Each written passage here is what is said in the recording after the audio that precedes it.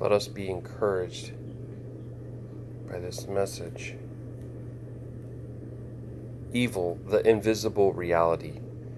We live in a world today that's fascinated with holidays that celebrate gluttony and everything dead, and news headlines that exploit human evil actions for ratings. From movies to comics, we are inundated with goblins, villains, zombies, skeletons, and ghosts. Let's not get defensive or religious when thinking of all this evil, but let's take a moment to reflect on the invisible reality that our world is fascinated in making visible. Ephesians 6:2 tells us, "We do not wrestle against flesh and blood, but against darkness, against the spiritual forces of evil in the heavenly places." The Bible confirms that the powers of witchcraft is real. The Bible also speaks of the reality of everything dead. We can assume that demons can manifest in many forms: goblins, zombies, skeletons, trolls, etc. The very fact that our world today longs to make these things visible testifies their invisible reality. God is clear that evil exists. The Bible is also clear that Satan, the originator of evil, is a thief that longs to kill and destroy anything and everything that God calls good, John 10:10. We know that Jesus is obsessed with all that is helpful, good, and life-giving, but Satan is obsessed with everything dead and everything that brings death.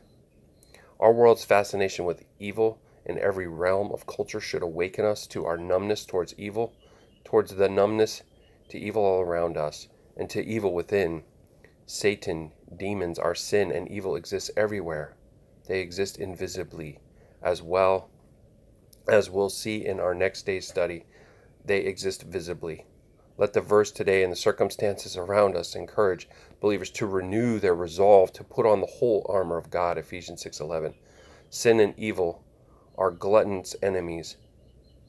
Without the blessed hope of Jesus, we are doomed and enslaved by them forever.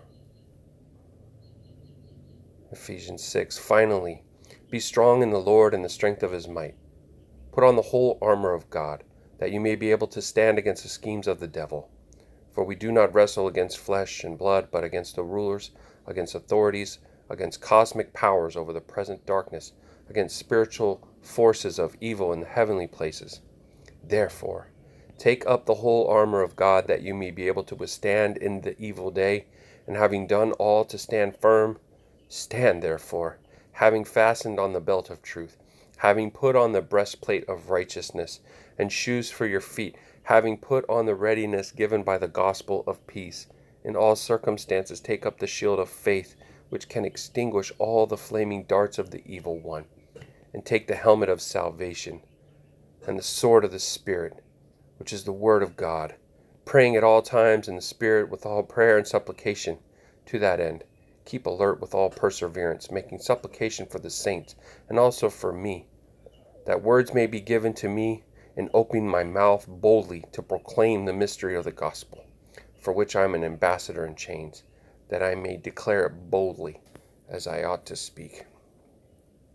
The thief comes only to steal, kill, and destroy.